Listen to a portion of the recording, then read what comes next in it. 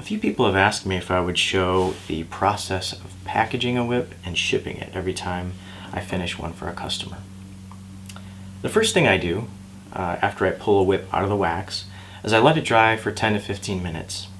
I'll let the wax cool.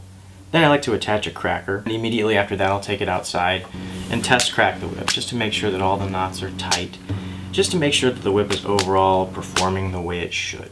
After that I take the whip downstairs back into the shop here and I do a quick photo shoot with it because I like to document every single whip that I make. A lot of the whips that I make I never see again, so I like to just have some photo documentation of every whip that I've ever made. That's kind of my goal.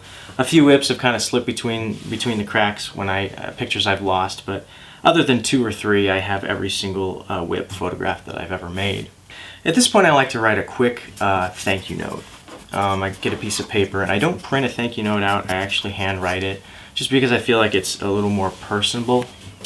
At this point I take the whip and I cut a square out of this stuff. And what this is gardening fabric, and you put this down in your flower beds to keep the weeds from coming up. And it's just a nice clean looking fabric that I chose to wrap my whips up in as kind of the presentation. It just adds to the presentation.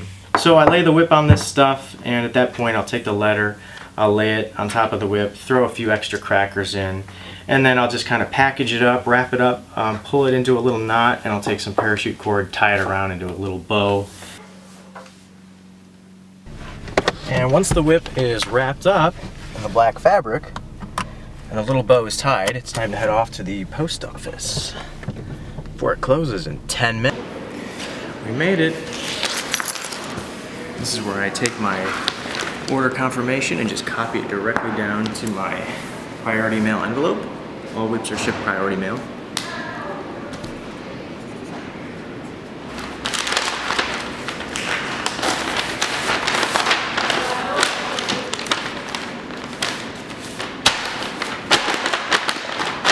Time to pay for some postage.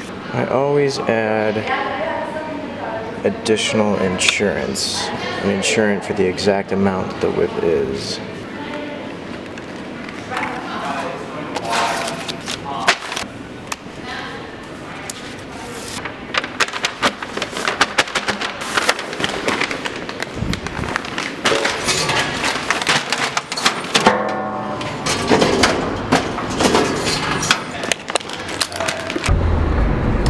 Guys, that completes this video on how I package and ship whips to customers. I hope you enjoyed that.